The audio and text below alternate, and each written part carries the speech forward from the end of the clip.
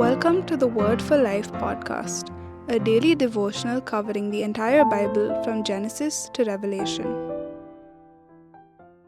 In Exodus 22, we read about the various restitutions or compensations that Israelites must pay to their victims.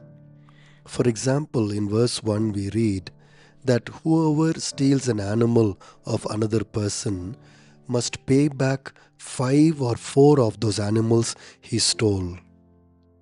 In verse 3, we read that anyone who steals from someone must certainly make restitution to that other person. If he doesn't have the money to pay back, it also says that person must be sold so that he can pay for the theft. In this chapter, we also read that when someone has left his animal or possessions for safekeeping with his neighbor, and if that neighbor loses that animal or possession, he also must pay back. Let's read verse 7 and 8. If anyone gives a neighbor silver or goods for safekeeping, and they are stolen from the neighbor's house, the thief, if caught, must pay back double. But if the thief is not found, the owner of the house must appear before the judges, and they must determine whether the owner of the house has laid hands on the other person's property. So you see here that when crimes are done, God wanted Israel to properly compensate to the victim. Similarly, social offenses are also taken seriously. In verses 16 and 17, we read about the example of a man who cheats a woman. He also has to make restitution by paying a substantial amount. Back in those days, this was called bride price, and it was normally paid by the groom to the girl's father. So, by making men pay for their crimes, this punishment served as a deterrent for premarital relationships. And for certain crimes, the compensation was death sentence. For example, Israelites who followed Canaanite rituals, as we read in verse 18 to 20, they were punished by death. And for some other crimes, there is no restitution at all. The courts cannot provide a compensation. In that case, God Himself will decide the fine.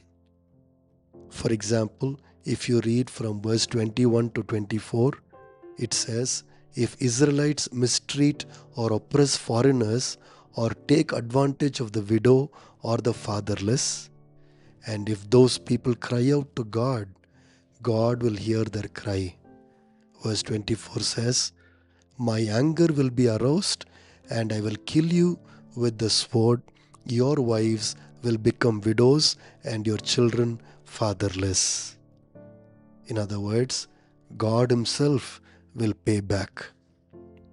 Friends, in all this, we understand that God is concerned about the victims, and that is why He put various restrictions on the victimizers. One last thing in this chapter is about poor people who have borrowed money from other Israelites. And in this case, the Lord warned the Israelites that they must not charge interest for such charitable loans. In other words, Israelites must give interest-free loans to poor people.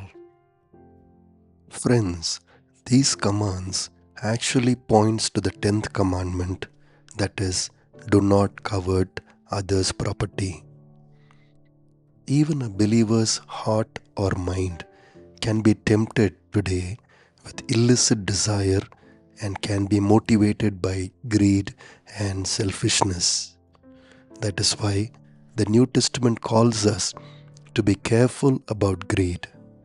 Paul calls us in Colossians 3:5 to put to death, therefore, whatever belongs to your earthly nature: sexual immorality, impurity, lust, evil desires, and greed, which is idolatry. Friends, a believer not only loves God but also his neighbor. And such love means not coveting others' property.